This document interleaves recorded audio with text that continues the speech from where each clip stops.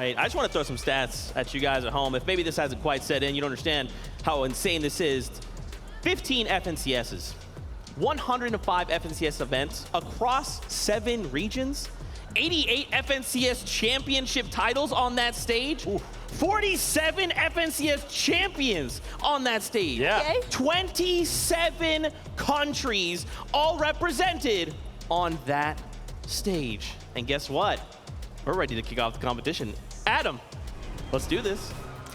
Yes, indeed. Can we get a huge round of applause for Thomas HD and Trippin? Thomas, it's 10 top 10 FNCS finals for you. You must be feeling very confident coming into this competition.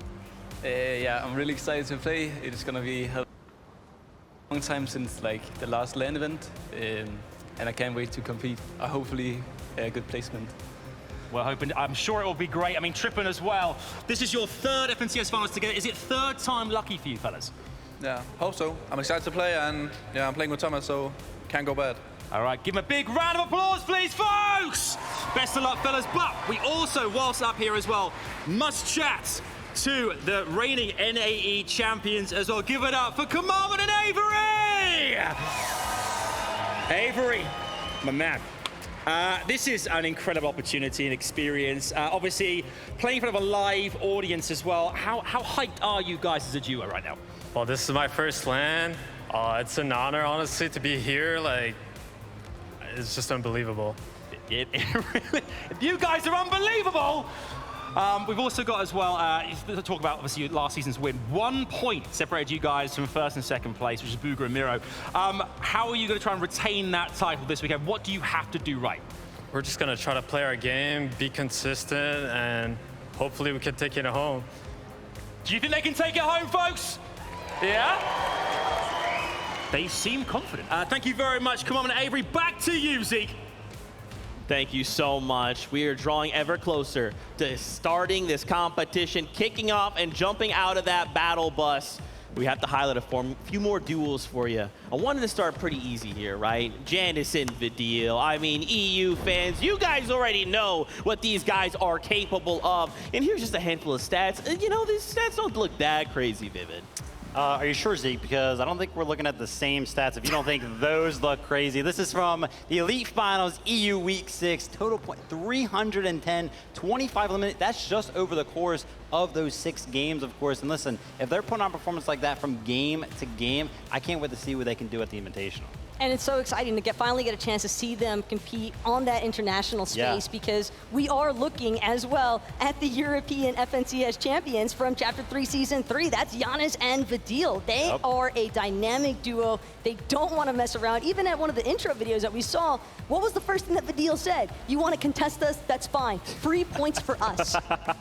The confidence. Listen, I love the confidence out of everybody. Also, you know, shout out to Trippin, right? Because like his interview went, yeah, I'm playing with Thomas. We're going to do great. Like it literally can't go bad. That is a lot of trust in your duo right there. Love that. You love to see it. Talking about Vidil and Janus, they're currently uncontested at Greasy Grove. What does this mean for this duo? Having a POI uncontested that literally 6 other regions and even your own said, no, you can have that. That's fine. Listen, this is how it goes, okay? You pretty much get to play all 12 games, right? But because you aren't contested +1, you aren't finding any of those early fights. So you have to go forcefully find some of these fights, and it can be very, very hard when the pressure's on, the nerves are kicking in, the audience is cheering on the stage. You know, you're thinking about it, man, do I really want to go take that fight? Do I really want to go get that Storm Surge? So they have to be confident in those routes, those strategies that they have set. It's the audience aspect that I'm really curious to see how it impacts a lot of these duos, not just Janus and Vidil, because it's one thing to play from the comfort of your home. It's another entirely to be in front of a live audience where when you got the cheers going behind you, you never know where that momentum might actually influence you to go next. I wouldn't be surprised for some of these players to really have to hone in on a lot of that mental discipline to not let themselves get distracted by any of the flashing lights or the noise. Just stick to what they know. That's right. Let's talk about another duo, Clix and Duke. We actually got to hear from them via Adam. I mean, look, yeah, their crowd's already going absolutely ham. The Clix fans rise up. What can we expect from this duo? Listen, I'm excited, right? Because Clix has been improving from season to season, day to day as an IGL, teaming up with Duke, of course, who is very, very good mechanically. You know, I saw him in the practice room, always grinding the creative, always willing to take on pretty much anybody in that room who wanted to give a shot at seeing if they could take him down. And it's impressive how well Clix has managed to simultaneously totter between this pro player aspect as well as the heavy side of content creation. Yeah. I think that it is not very easy to maintain both of those lifestyles. And not only that, but when you have somebody as experienced as Duke right next to you, I can understand where the trust comes from this duo. And knowing that they're against Pink and Anas, potentially at Fort Jonesy, I do believe we heard them mentioning, though, a possibility of just splitting at the start. Well, listen, I love the fact that you mentioned content, right? Because, listen, you know, he's used to that, right? He wants the reactions. He posts that content to get reactions. And here, what other better place to get reactions than from a live crowd? So maybe he'll just straight up embrace it, and it'll fuel him. That's right. I have to highlight this duo, man. Your FNCS Asia champions who are competing on this stage. There they are, Zagu and Meram.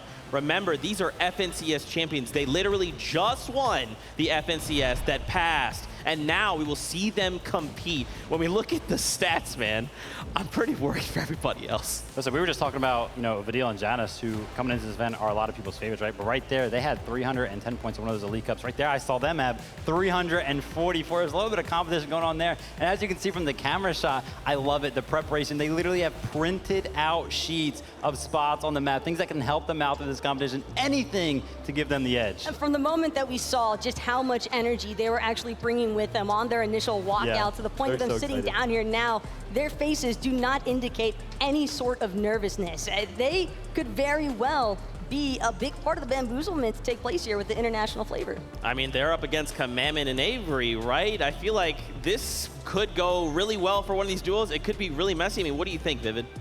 Over at the Rave Cave. Listen, I think, you know, ultimately, Kamaman and Avery are going to be comfortable over there, right? They did win an FNCS from this POI, and of course, you know, Zygu is landing on the outskirts of that. So I don't even know if they're going to take any of those early fights. But again, as the game develops, if they start to struggle on Storm Surge in the later parts of the game, they might want to start taking that early fight. But there is usually enough space surrounding Rave Cave for duos to not necessarily have to look for those early engagements if they don't want to. And you also have to keep in mind that they're not the only ones that are going to be landing there. There's also going to be Thomas HD and Tripper. That is a notorious favorite spot for them to go, is that south side of the Rave Cave. So curious to see where exactly these zones wind up actually taking these players and how their encounters might actually shape up. That's right. There is a duo here that is quite terrifying. You know, out of Brazil, not a big deal. The fans of them are up here in the audience. It's King and Ed. I mean, the crazy thing is, King is one of the most winningest player. I mean, the crowd's already going crazy. There it is. One of the most winningest, one of the single-handedly craziest mechanical players you will ever see in your life. But when you pair it up with just stopping power, which he also has by himself, he is a one-man army. Yeah. Listen, of course, King representing FaZe, and shout out and congratulations to Ed.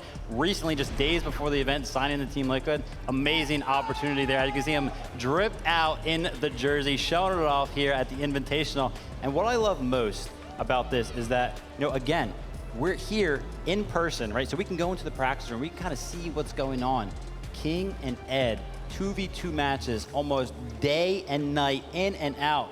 And listen, they were dominating players from every single region. But the sheer presence that you have as an international player, and I'm speaking about King here, because the fact that he actually has audience members with signs of his name at an NA-based venue, that alone speaks volumes for the kind of impact that he has had on the Fortnite scene. These guys are uncontested. We already know what this means for everybody else. It means they're going to get a free pass into the mid-game. If they are allowed this opportunity, what the heck is everybody else going to look to do to try and stop them? Nothing. 12 games of pure aggression from King, and that's what it means. Just straight up, nothing else. And also, just a really quick note there about Ed. He has been steadily improving with each of his performances throughout the entirety of Chapter 3. So if the momentum kind of keeps going in that direction, again, I don't think that international gameplay is going to disappoint by any means. These guys are amped up. They are ready to showcase their representation for their regions. That's right. We want to come on over back to NA. We got to talk about Fams and Snacky, an iconic duo, to say the least. Pretty good. Yeah, they're pretty good. That's pretty right. Only, 2 FNCS wins just this chapter, followed by a 3rd place, all of that, and the aggression from Tilted Towers. I can tell you right now, watching some of the Elite Cup games, they do not like to leave Tilted Towers without at least trying to find a fight. And I think that's going to play into the part, right? Some of the other players laying at Tilted Towers might not be expecting it. Maybe they came into this like, we're going to split it. No, I'm pretty sure they're going to be aggressive. And we've already touched on a little bit with this duo earlier today, but they are, in fact, certified point getters, because on top of that stat that I gave you guys earlier, we're out of 36 FNCS finals games for Chapter 3. They only went 2 without elims. Well, guess what else? They didn't go a single game in Chapter 3 FNCS finals without scoring points of any capacity throughout every single round. That is insane. Just a stat line, right? I mean, this stage is going to, it's legitimately some of the best players from all representing 7 regions from all around the world. It's absolutely ridiculous. I wanted to really quickly touch, I know both of you guys have come from competitive player backgrounds. You know what this feels like to be on a stage like this, to be in front of a crowd like this. What are some of these players feeling right now? Listen, some of them, they're looking locked in, right? They're looking like focused. They're not even thinking about the crowd. They don't even see the crowd beyond the monitors right now, which is really, really good for some of them.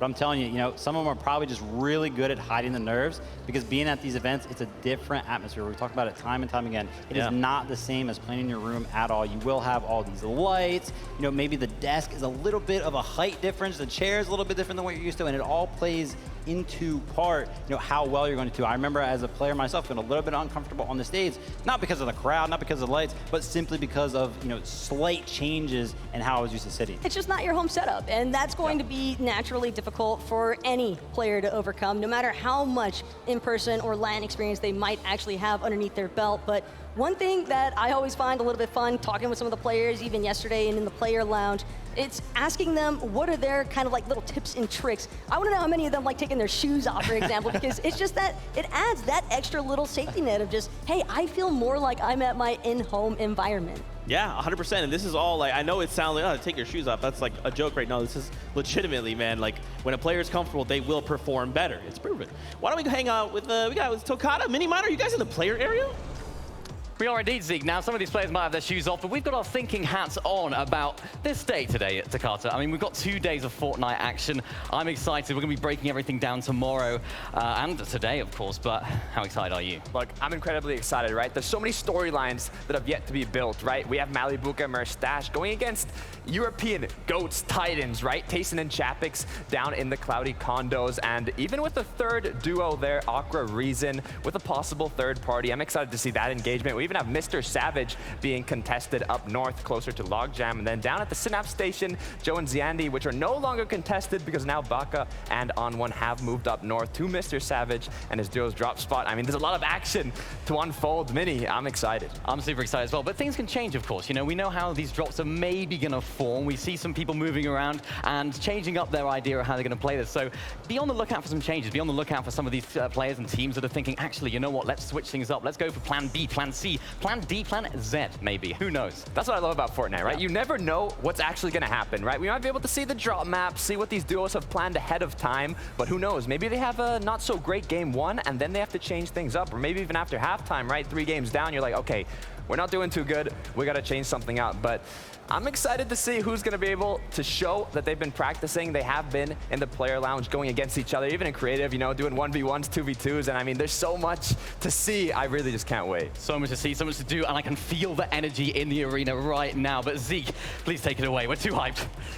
Bro, I'm right there with you, man. I just cannot wait to see all of the action unfold before our very eyes. We're almost there. Just a couple little things before we start the battle bus on its journey. I wanted to highlight another duo, Cammy and Seti, right? For you longtime EU fans as well, these guys recently just won a DreamHack. They've literally came in 1st and 2nd place in a solos competition. They were the best 2 players at the tournament. And the thing that I love about Cammy and Seti is that individually, they kind of remind me of myself, right? That really slow, methodical game play style. They're not going to go for anything too flashy, anything too risky. They're just going to play their game out and play that top 10, top 5 consistent every single game, because they are laying at that mid-map spot uncontested. Yeah, the infamous Cammy split, as everybody in EU and just about the world has basically come to know. Exactly, but I am curious to see how their surge management actually unfolds throughout the entirety of Chapter 3. I don't think that they really had too many issues with it, but it is important to note that for this duo specifically, they don't really like fighting early. And, well, fortunately, having an uncontested drop spot can definitely feed into that. So naturally, you want to wonder where their points are going to come from or where their surge management is going to come from. And I think that that is something that they're largely just going to have to control throughout their mid game. Yeah, and they also have to be very, very careful when they're landing there in the center of the map. There are a lot of teams landing around them, especially, you know, we think about Tilted Towers right to the left of kind of where they're landing. And then also center map, you know, Cold and Sentinel are expected to be contested there at that loot lake kind of area. So if any of those teams kind of want to disengage from some of those early spawn fight situations, they could easily run over to the split that Cammy and Seti are looking to take and maybe gather up some loot themselves, which could force a fight. And that's really disadvantageous for Cammy and Seti because they're going to be split, right? They're at these split drops, so they're usually off on their own. And I think what you're getting at is adaptability, right? These duels being able to moment say, we had a game plan, we did not find the chest, we did not find the thing, we got tagged, someone has pushed on our like location, we need to change up something. What does that look like, man, right? Like, if this was EU, FNCS, I'm like, oh yeah, no problem, I got all the notes for you, but it's NA East, it's NA West, it's Asia, BR, OCE, you know, there's so many other regions that you have to kind of be accounting for. And not only their own meta, it's that duo, right? Like, oh, I know they're from BR and they do this, oh great. I mean, listen, you're bringing up a great point there, right? Like, how? You don't have many notes on a lot of these teams because they're just around for the entire world, right? And that's why international events are held at such a high praise because they're just straight up hard. The competition from all around the world, it's harder to play against people that you don't normally play against. And the competitive lobby metas that you'll often see break out throughout the course of each of these 12 games in this weekend, I think that that is going to be a really crucial aspect for some of these teams to hone in on. We know that these players have been cramming VOD review leading up to today. We know that they're going to be doing plenty more of it after these 6 games are even played tonight. But as far as Cammy and Seti are concerned, just touching back on them, I like the fact that you brought up the early game engagements because honestly, their all-time record, by the way, first 3 zones, they have a less than 5% of elim scoring throughout those first 3 zones. So they don't like the early game engagements. That is absolutely crazy indeed. You know, a duo I feel like could be a dark horse in the competition that I really want to see kind of win it all. It's Acorn and Edgy. Edgy over in NA has come 2nd place. So close so many times. Paired up with Acorn. Look, we know this duo is absolutely incredible. They are some of the toppest caliber duo that NA has to offer. But Edgy just hasn't been able to grasp that #1 spot. And what I feel like for me to come out of this event and say, I'll walk away with the Swarovski trophy, baby, that'd be pretty sweet. Look at Edgy waving. What's up, Edgy? Listen. Edgy loves it, man. You know, we're laughing at him getting, you know, 2nd place 4 times. He himself, you know, laughs about it. Look at it. I wonder where he's landing. Quick notes. He has the picture of himself there. We've seen it a couple times now. Tilted Towers. And look, they were being real confident coming into this event. Unfortunately, they are contested by a plethora of other teams over at Tilted Towers. I really think that if they were uncontested, they could probably run away with this event. We'll have to see what happens. I still think it's possible. I think it's a little bit less likely, but I was watching Acorn, you know, yesterday, last night, even into the later night, 10, 11 o'clock. He was still VOD reviewing all the way up until then, so I'd love to see the practice coming out of this duo. But it's the fact that there's 5 duos at Tilted Towers, and literally none of them are willing to budge from this spawn. They all want their piece of the pie here at Tilted Towers, and whether or not this engagement could end up being worthwhile for the duo that even walks away, because when you think about it, Vivid, there might have to be a ton of resources expended. We cannot forget, here they are, Queasy Vino. We talked about them at the beginning of the show, and like a circle, we find ourselves back at the beginning. I mean, what more could we possibly say about this duo? They've basically been winning everything as of late. Queasy is looking in absolute top form. Vino has been crushing it. He's ready to go. You want to know something? So I used to be a professional player. Now I'm an analyst, right? Both are very heavy when it comes to the VOD reviews. I pretty much have just done it for the past 5 years. Very intense. I love it. It's awesome. I have never watched a VOD review and been like, wow, I am impressed on an individual level. Because I've been at the top before, right? You know what I mean? I've seen pretty much everything that these players can do. You're still first in our hearts, Vivid. Thank you very much. I appreciate that. Vino. I VOD reviewed him for this event. This is an international event. I'm typically on the NAE side of things, but let me dabble in EU so that way I'm prepared for this event. I'm watching Vino. Individually, like I said, I've never been impressed. I was impressed. He seems so clean. Every single action that he does, it seems like it has a purpose, and I genuinely have never seen that out of an individual player, ever. There's a reason why he's often regarded as one of the best fraggers in Fortnite competitive history right now. And not only that, but he's got a perfect IGL to match that. ch3 is notorious for being an absolute genius for his IGLing. And I think something that I love about ch3 is that his stats also speak for themselves, because you don't go the past 7 seasons getting a victory royale dating all the way back to Chapter 2, Season 6. Without being a consistent IGLer. He just knows how to stay cool, calm, and collected in every single competitive environment. And I love the fact that you're bringing up the IGLing aspect, right? A lot of these dudes are going to be making a lot of calls. ch3, what he is known for is his very clean, high ground takes.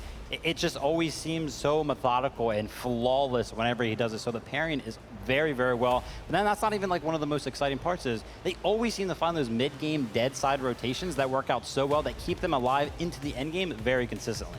And it's kind of like having a silver bullet, right? You have Vino there ready to go. If you're ch3, you're just thinking, okay, I need to go accomplish this goal. I'm going to point my silver bullet in a direction. There's an enemy over there I don't like. Vino, why don't you just go 1v2 them for us, and then bring their loot and ammo back and builds, and then I'm going to be up on high ground, okay? I'll see you in 30 seconds. So that's not a joke. I'm laughing because, 1v2s, right? They seem impossible, especially on the international stage. But no, like, literally, Vino, he just does it so often, and I cannot wait to get to the game. That's right. Guess what? Ladies and gentlemen, Fortnite fans, we're ready. The battle bus is all ready. The players are on board. So let's do this. It's game number 1. Here we go. It is time. It's one just big moment away from really kicking it off. All that preparation, we're going to have to put it into it. The battle bus is ready. Let's go, Jacob. It is time. Game number 1 of the FNCS Invitational starts right now. 27 different countries are represented. 88 different champions. Overall, this is just amazing. And just look at the concentration on the players' faces as they start to populate onto this world. Put yourself into their shoes.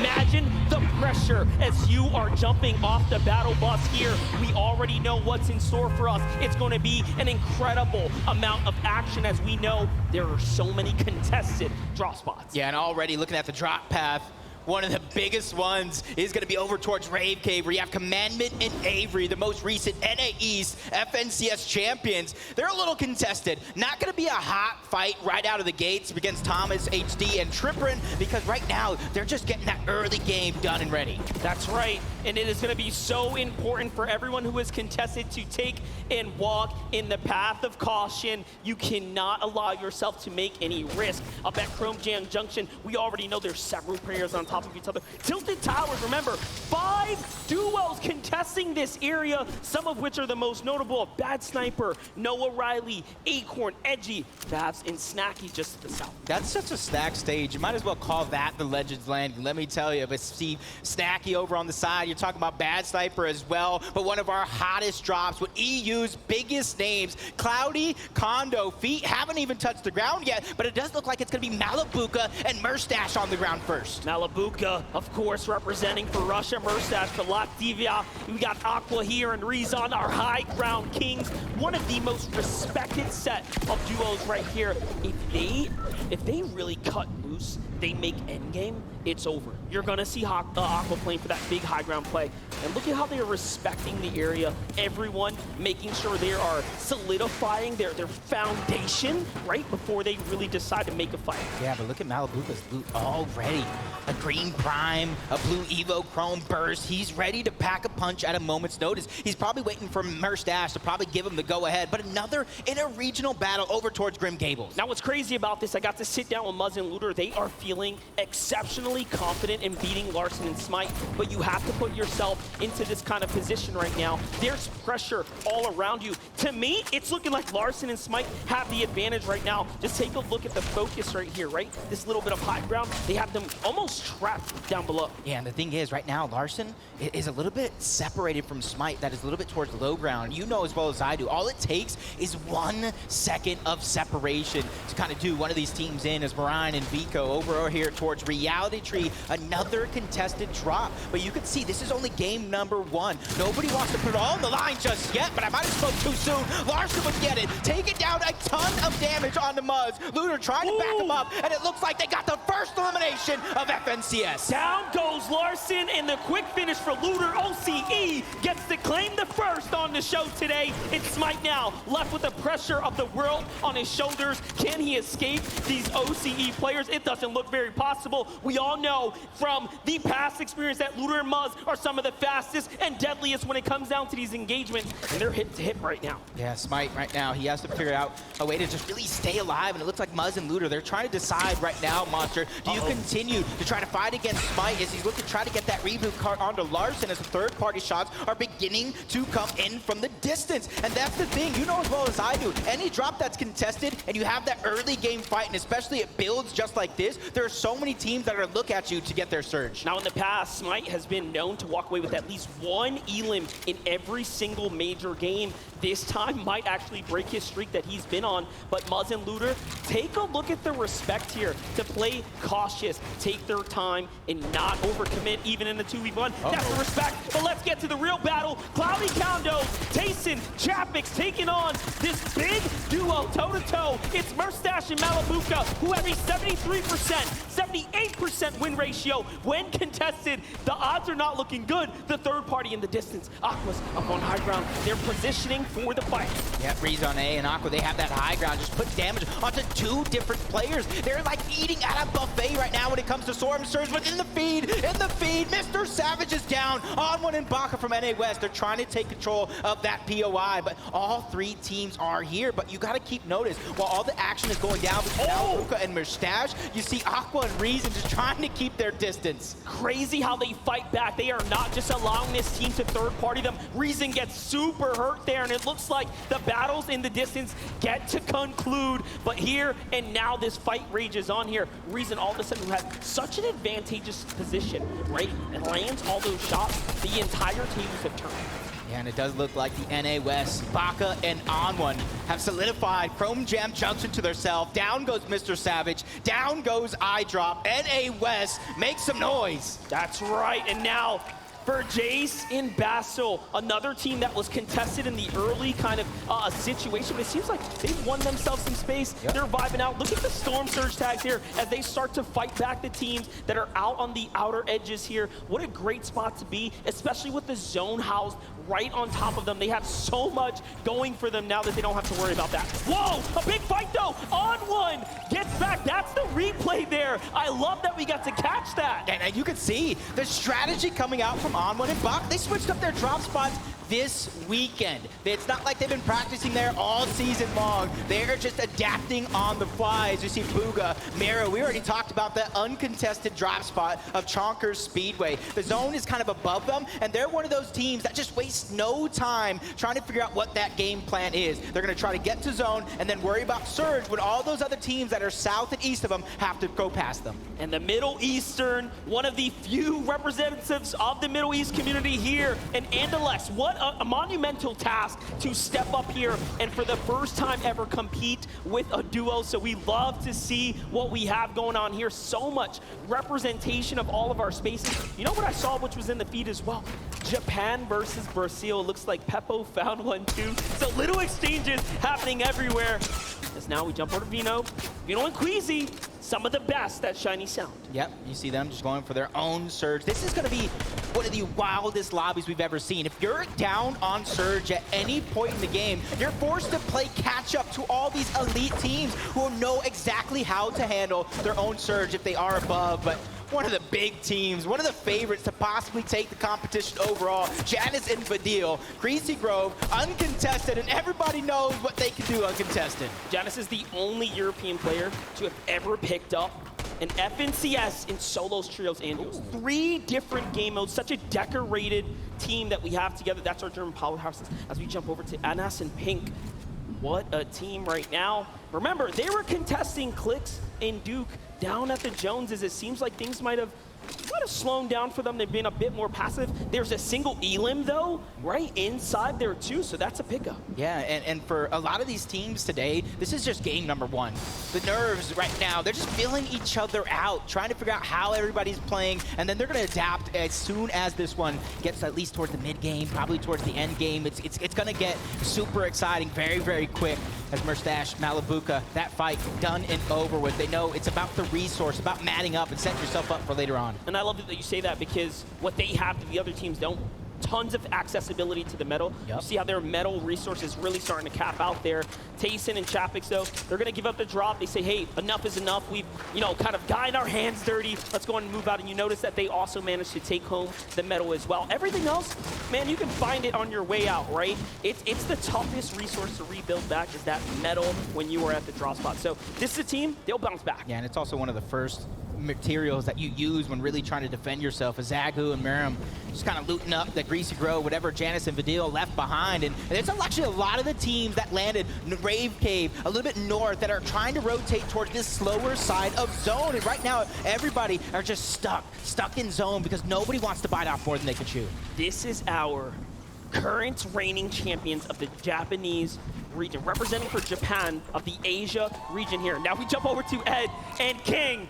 One of the most explosive duos. We talked about Ed's history, how much he's really risen to the challenge, improving season after season. Now paired up with King, they have such a fun history here. They have engaged against one another multiple times in FNCS in seasons past. Now they get to play together. Yeah, kind of rotating all the way from north, Chrome Jam Junction. They find themselves a sweet spot, but a team that has so much experience together, but years ago, now reuniting for the Invitational, Macwood and Kanata. And let me tell you, in some of those practice games, Monster, that uncontested drop spot that Kanata and Macwood have proven to be fruitful. They got first place in scrims, and now they're here to try to replicate that on the biggest stage. Only 2 duos have fallen, and now another steps into the position here to possibly take a fight, but no, Bevies and Vortex are know a little bit better. They're going to land right behind Chapix. They find Tayson out by himself, a great shot here, and now he steps up, but smarter to go ahead and defensively poise up here. No need to get too in. Yeah, not just yet, at least. You can't really get too busy too early. There's so many players that right now, you see 95 left alive. When Storm Surge actually activates Monster, this is probably going to be one of the most scariest things I've seen in Fortnite in quite a while. That is true, and Bevies and Vortexes are really considering peeking out. Now, one thing we spoke about with the professional players is that one thing you don't do is open those big boxes and peek for too long. If there's ever a time to do it, you can do it here in the early game kind of situation while you have some time. But while we have some time, let's just go ahead and catch up with Mini Miner. Not quite there, Tokata, but close enough. I got you, Monster. We're going to be taking a look at North Shiny Sounds, where we have a fan-favorite duo, Queasy and Vino. I find it interesting how they were playing split up here. Queasy was on the low ground, taking shots from opposing duos, but Vino, up above on the balloon, was able to get free tags on the opposing duos that were looking at Queasy, and having this split mentality in the drop spot is crucial for getting those free tags and able to set yourself up for that late game.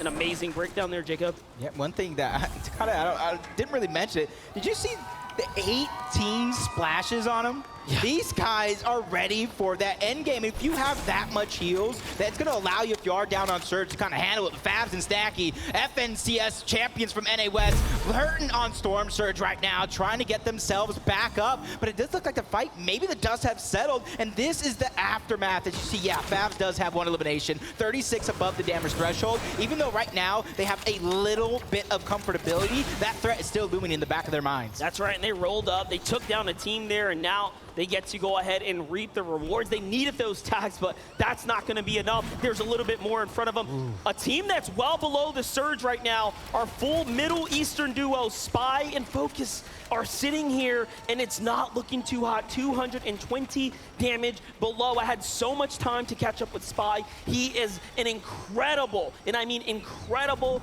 player, but this is one of those decisions that you have to make now. No Who do you pick Riley. the fight? There's no easy one. Now we have EU versus NA West. Noah Riley, bad sniper, Epic Will, and Reed on the other side of the wall. This one is going to get close because Reed, I already talked about, he loves to fight. Epic Will loves to fight as well, but Epic Will is also that IGL, that 6-time champion. He knows when and where to pick his battles in every single one of these situations. So he's probably talking to him right now, get the pre-edit ready, but he's 137 below. This is why they're not abandoning the fight. They have damage to do. Epic Will and Reed have around a 70+% win ratio when taking on these early game fights in these early zones. It's looking very good for them, but the Surge, no one can beat the Surge. That is going to be inevitable damage in the coming seconds. So this is why this fight's so important. Down comes the Chug heal. They're just going to go in and sit there, try to get as much health as possible. Meanwhile, in the distance, Threats and Alice are starting to put shots in. So this is not a fight that's not, being interfered with.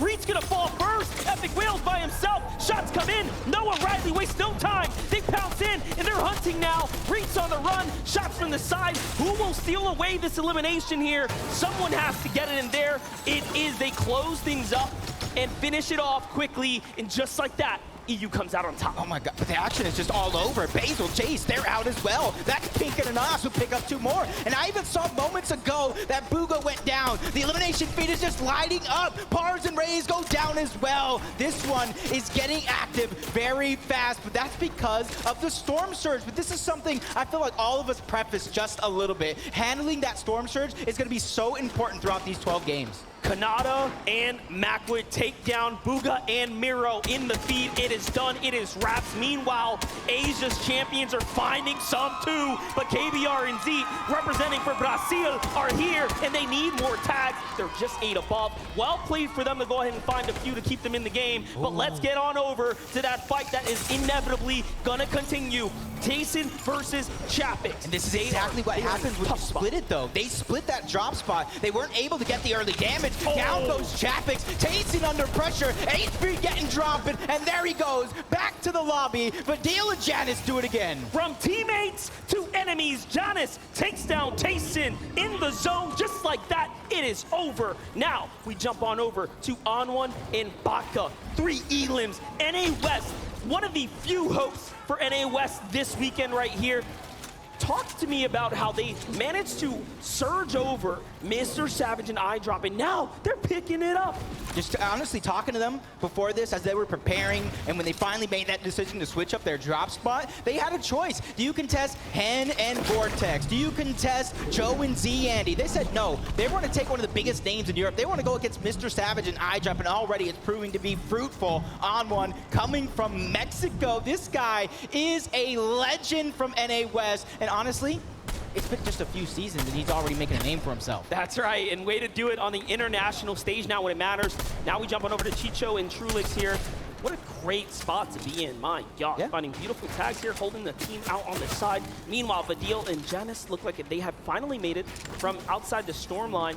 Tough spot to be in. You have a lot of water here, very little land terrain to work with, and take a look in the distance there. You see the stacking starting to happen. Meanwhile, on the other side, some of the NA East best, Edgy and Acorn. Now what's cool about this duo here is that Edgy and Acorn quite literally said, hey, the better the lobby skill-wise, the better I will perform. That is how much experience he's picked up in the past from practicing against the best of the best lobby. And already, if you look at their loot right now, that 5-team contestation coming out of Tilted Towers, honestly, didn't do too much. 256 above the damage threshold as well. Shots continue to fire off onto Ju. He goes down. Elimination's going to be cleaned up to Acorn. They get 2 to their total. And his teammate, U3, goes down as well. That's going to be Vadil. No, Riley picking up some more eliminations as well. What a quick way to finish that one off. There's a problem here. We have Baka and On1 sitting on the walls. If NA East champions are most recent of Avery and Commandment, you can see they've actually taken a lot of damage here. They were just below the surge quite a bit ago, and yes, more damage is starting to come in. It's only a matter of time now for them. They will have to take a fight. That's no easy fight on the other side of the wall, but first tags there are going to go to the side of the NA Esports. Yeah, Amon and Baka right now, they just need to play their game. They are down on Storm Surge in terms of commandment and Avery, 65 above, those traded shots. Actually, I wish Amon and Baka would have just stayed in the box because honestly, if they would have just waited a little bit longer, Storm Surge would have had these guys almost down and out and they could have easily cleaned those up. But right, they're just playing safe. They just want to go ahead and make it towards their end game because this is one of the teams. They finished second in the last FNCS of NA West. They know how to fight with the best of them. This is what it's all about. We show up for big moments like this. Can you step up to the plate? We are just moments away from the game becoming extremely difficult. The zone is only getting tighter and tighter. And take a look at how many players have huge pressure, rapid and endless now. And they have Clicks and Duke sitting above them. Macwood and Kanata starting to look down as well. They're off to a hot start. That is one of the teams to look out for. Meanwhile, a single Elim already for Clicks on the other side. So they've survived the drop. A huge shot. Clicks finds the one. They're on to Andalect in the finish. Two. Clicks and Duke managed to get 2 more eliminations. Oh my gosh. Hey, you got to give him credit, though. He said it himself. He has that World Cup experience teamed with an FNCS champion in Duke, his first time in an in-person event, and he's already loving the environment. Even though he didn't take that off-spawn fight, it was so that he can make it toward this end game and continue to do things like that. Alice and Threats, they're communicating with a translator between them. NA East and Japan playing with each other, but hold up. Vadil, Janice, this is a problem. One of our favorites. When you look online, you look at Twitter, you look at what everyone is putting together for a top 10 list. You expect this team to do so well in game 1 and already broken apart. Yeah, Janice was down inside of the storm. Vadil really couldn't go and save him. He has no HP really to regain. Merstash and Malabuka, another one of those teams towards Cloudy Condos who are nobody really fought it off spawn. They got some tags and left, 31 below. The pressure is on. They're so close to zone, but they can't necessarily travel to zone because they have to worry about Storm Surge that's actually doing a ton of damage. 31 below. Not looking good, Jacob. Tags are coming in. Clock is ticking. They do have heals. They can survive for a little bit more, but you hear the shots raging everywhere as the lobby turns online. Vadil fires back. He catches Macwood in the feed. That must have been incredible, and that's happening right above us. Meanwhile, turning the story around, Vadil is known as one of the greatest box fighters, literally made his name known for taking on fights and destroying players across Europe. Let's take a look at that one more time. Yep, you see Vadil just kind of peeking through the cone, catching Macwood off guard. And honestly, it looked like Macwood was going to try to do the same to him, peeking through that cone. You better watch where you peek. Aceti and Cammy, another favorite to probably take the top spot here in this event. 306 above the damage threshold. They're still continuing to put that pressure on the lobby. That's exactly what you got to do when you make it to endgame, especially if you're a team that doesn't fight off spawn. Becoming Legends, Cammy and Seti have 2 launch pads. They have material. They have heals.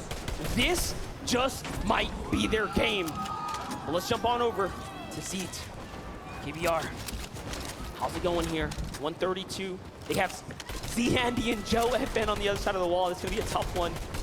23 duos remaining here. The surge is still active.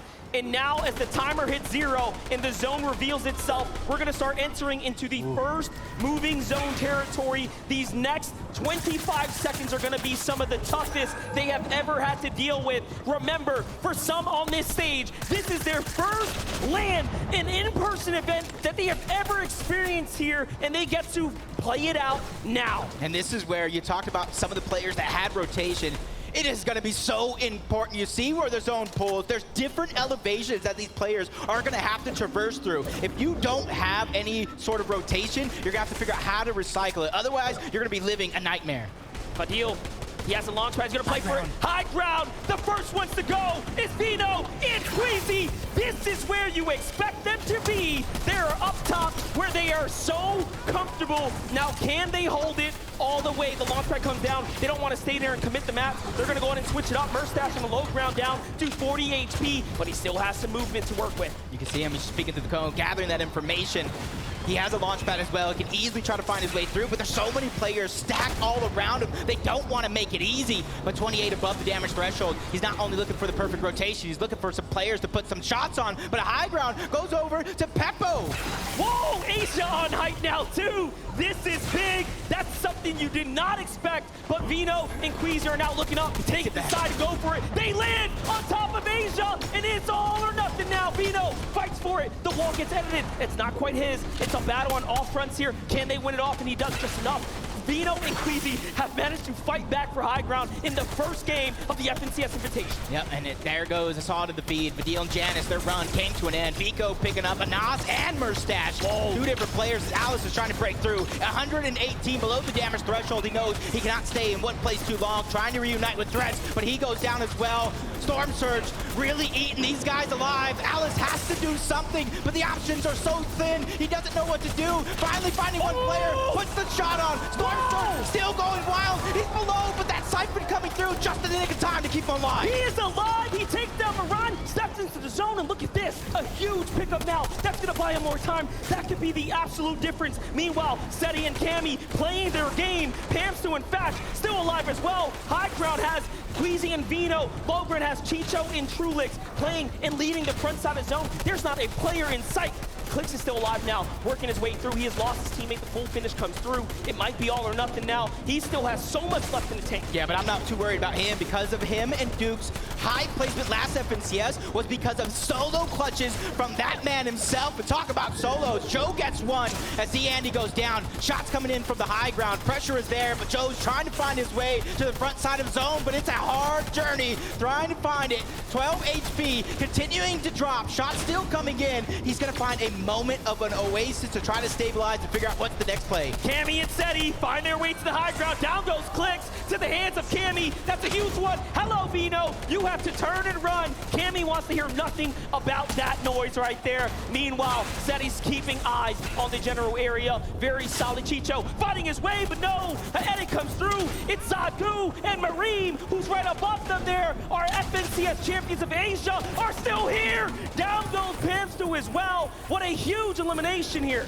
The top 7 duos alive. 11 players total left in this game. One of them being Seti and Cammy towards the high ground. The analyst desk called it. These guys don't play too many early game fights. They wait for this end game and for every opportunity. But Acorn, he's trying to sneak some extra points. He has the med miss sitting in the zone. Vino doing the same, but he's almost all out of opportunity. This is absolutely what you expect of the best players in the world coming together for this invitational here to have this opportunity to step up to the plate, represent for your region. This is what it's all about. Vino by himself just working his way, ratting his way through the build. Acorn is as well. There's a set of major points separating them. Vino looks to high ground. He says, I'm not going to allow you to just sit there and focus me. Trulex is meanwhile in the low, looking for something to do here, turning builds into Chrome. Remember, he can slip through any one of these now, becoming desperate.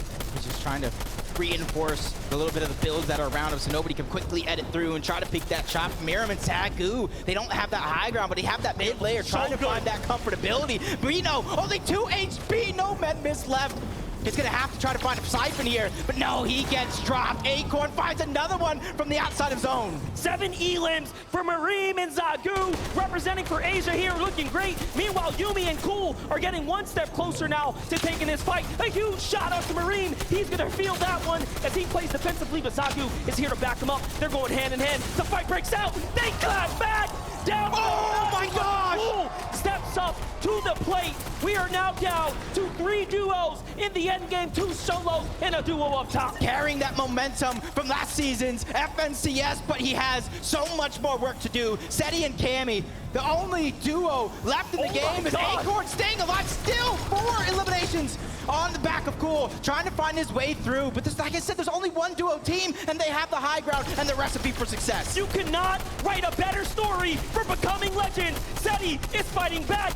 Cammy is fighting back. They're looking to get inside. There goes the elim they were looking for. Just 1 player separates them, but Acorn will not survive. And Seti and Cammy take game number 1. Poland is the first country to take home a victory royale on the FNCS Invitational stage. These guys have came to play through and through. What a fairy tale beginning for these absolute veterans, GOATs, some of the hardest workers we have ever seen enter into the ecosystem, becoming legends. Seti and Cammy must be absolutely proud. Acorn and Edgy, They were just incredible. Wait for Acorn to truly step up to the table there and clutch this one out. And he said it, put me in the best lobbies, I will put up the numbers. Yeah, and for him, that's a little bit of a success, even though he didn't get the victory royale. Staying alive as long as he did, getting extra eliminations, and getting that top placement, that is just insane. But let's go ahead and throw it over to an interview with the winners. Okay, you guys? Yeah. I am with our Game 1 winners. Give it up for Cami and City! I must ask, what, Dzień dobry, first and foremost. Dzień dobry. Obviously, Game 1 winners, how was that being out there and winning in front of this amazing crowd? It's amazing. I love the atmosphere here. It's really nice having a crowd again. Excellent. And also, obviously, high ground reigns supreme. Once you had the high ground there, able to maintain, do you think that was the difference maker? You felt comfortable being above the rest of the teams? Like, we knew that high team doesn't have much, so we just took it. You took it. Going into the next game, much of the same? Do you have to constantly change strategy, or did it feel good playing against the rest of the world? It feels good. It feels pretty easy. I'm not like denying the competition, but it feels really nice playing here. And yeah, we're just going confident into game 2. Still have to be consistent to the end of the tournament, and that's it. Excellent stuff. Once more time, guys, give it up. Your Game 1 winners, Cami and City! Good stuff. Let's head back over to our man, Zeke on the desk. Thank you guys so much. Game number 1 is taken by EU. This is going to be a tough one for everybody else. EU, let's represent, baby! Cami and Seti, though, come out huge in game number 1. What's crazy, too, for a moment there, we watched Queasy and Vino go for height in 6th moving, right? But it's not them who end in height. It's Cami and Seti. It's crazy, big developments there. I can't believe Cami and Seti are the ones that actually end up on the high ground. I love the fact that you mentioned that there were a little bit of flip-flopping going on the high ground. Somehow Cami and Seti, probably the least likely duo in my opinion, to find themselves up there, do so well played coming from them. And also, not to mention, this end clip right here doesn't even tell the full story. Seti goes down in that mid game and Cami clutches up 1v2, which is why he has so many eliminations coming into this. And then to close it out here, just 2 separate solos, and they make easy work of them. It was right around the start of Zone 8 that we saw Cami just sweep Queasy completely off guard there on the flank. Didn't seem as though Queasy was fully aware of the fact, because there were so many teams trying to challenge that high ground at once, but it was Cami and Seti who actually successfully walked away with it, and they just had so many builds. That vertical play throughout the entirety of 8th and 9th zone, there was just nothing anyone else could do about it. And the thing that I love, right, is we came into this game and we were like, who's going to be nervous, who's going to be confident? I have never been able to tell if somebody is confident. After winning game number 1 of an invitational, it seemed like there was like no expression coming out of Cami and Seti. There was like, yeah, that's expected. That's what they're used to, right? That's how they won the most recent DreamHack. This is almost like, it's like their life is on repeat, but this time instead of DreamHack, it's FNCS Invitational, right? I'm curious to get your guys' thoughts. We saw a lot of like self-regional eliminations, right? EU eliminating EU, yeah. NA eliminating NA. It was kind of crazy. I'm surprised there wasn't more, I guess, intermingling. Big battles going on here, and it's really close towards the top of this leaderboard. Of course, Cami and Seti finding themselves at the top. They're getting that victory royale, securing 44 points. The early lead after game number 1, but NA West also representing here, going down in that third place position, getting 42 points on the back of so many eliminations. But it was actually the 4th place position. Noah Riley, Bat Sniper, they're walking away with 8 elims. That is a good chunk of points that they were able to compensate for, despite not being able to close things out. And I think ultimately we saw in the first 3 zones a little bit more EU heavy as far as the elim fee was concerned. Yeah, but sure. By the time we hit that mid game, it seemed as though all of NA and some of the international regions just really started to hit their stride, because everything just started lighting up immediately.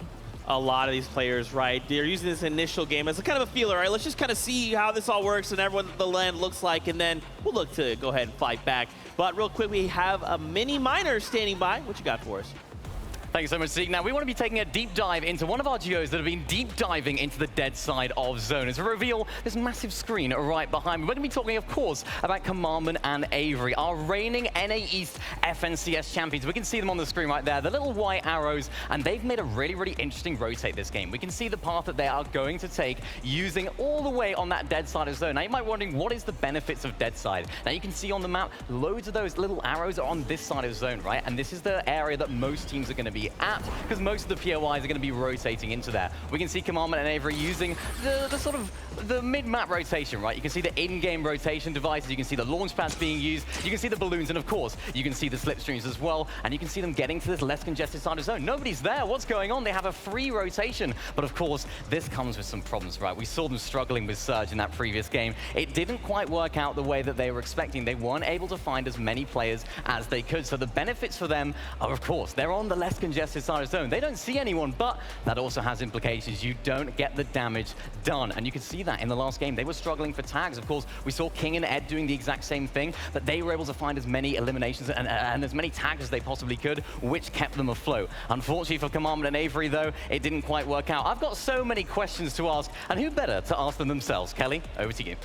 Thank you so much, Mini Mini. Joining me right now, I have Commandment and Avery. And Avery, I got to ask you, man, how do you feel about game number 1? Surge was pretty rough. We had to run through Hauler's shield pretty early, so we died on half zone.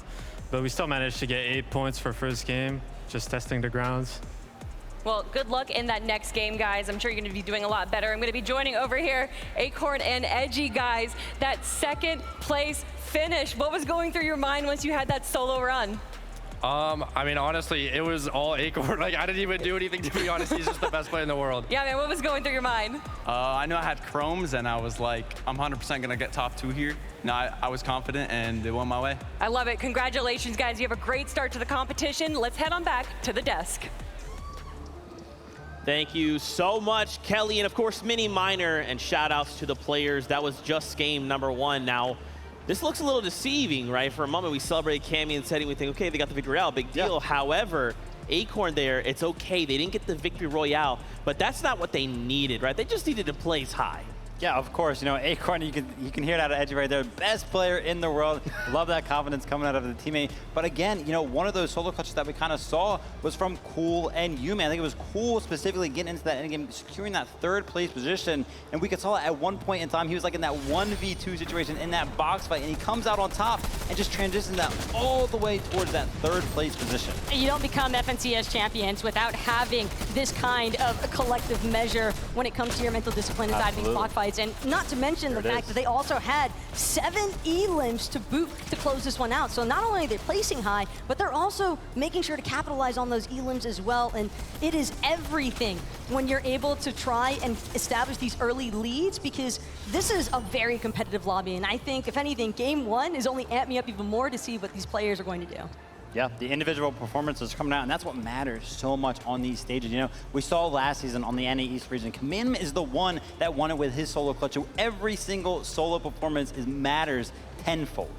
That's right. I want to take a look at our standings once again. And again, don't freak out. This is just game number 1. This is our feeler game, right? From here, we make adjustments and we make the changes we need to succeed. Cammy and Seti, they did win game number 1. But with only 6 eliminations, they're currently sitting at the 44 points. As we kind of start to go top to bottom, you know, we did watch Queasy and Vino. They did try and take height. But I'm curious as to like what you feel kind of happened. How did that all unfold? The height take looked good, but something went wrong. So we knew this was coming, right? We knew Queasy and Vino were going for the higher ground, and they had it going into that first moving zone. And then all of a sudden we were checking it out. You know, Runa and Pepper are all of a sudden on the higher ground, and Queasy and Vino are like, all right, fine, we'll give it up. And then like 5 seconds later, I look back up, and Queasy and Vino are back on height. So, you know, they had the strategies there. Ultimately, Cammy and Seti just found the best of them, though. That's right. Really quickly, let's go on over to our friends Kelly and Adam, who are standing by on the stage. Thank you very much, Zeke. Guys, are we having a good time? All right, we're looking good. Game 1 is done, and game 2 is imminent. However, we need your help, everyone, because our battle bus is out of gas and we power it with hype. So in the count of 3, I'm going to need you to get as loud as you can possibly get. All right. 1, 2, 3. Let us hear! Come on!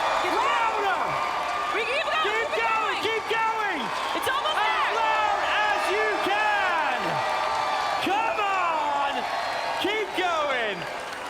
Fantastic. You look beautiful out there. It's time for game number 2. Now that's how you kick off a battle bus, Jacob. Whoa, the crowd is really coming together for that one. Yep, and Acorn clutching it up by himself as a solo. Cool, and Yumi from NA West. But you got to give it up to EU, Cammy, and Seti taking that top spot, and they're really putting the lobby on notice. Hey, we came to play, we came to take over. So much representation from all of the players showing up in that last game there. NA West, NA East, Asia, EU, of course. You saw what they were able to do there. And again, that is what makes this all worth it. That is why we tune in for these moments. Yeah, but that was just game number 1. Sure. I'm pretty sure with game number 2 right around the corner, the nerves are beginning to settle. The players have figured out how the lobby is going to be. And one of the things I've noticed after that first game, everybody is stingy with Storm Surge damage. That's right, but listen, the show must go on. Let's just go ahead and keep things rolling. Thank you guys so much. We're trying to get our players back on that battle bus so we can start game number 2. Now that we have a moment here to just breathe, the biggest thing I think on a lot of these players' mind, as you even saw some of them talk about in their interviews, Storm Surge. This is something that a lot of these players, they try to overcome, and now they have to double adapt. Not just adapt to their own meta and the way they're used to playing Storm Surge, but how other duos ahead of them, next to them, behind them, may be doing the same thing. Every single time in Fortnite that we have like a set lobby over the course of X amount of games, game 1 is always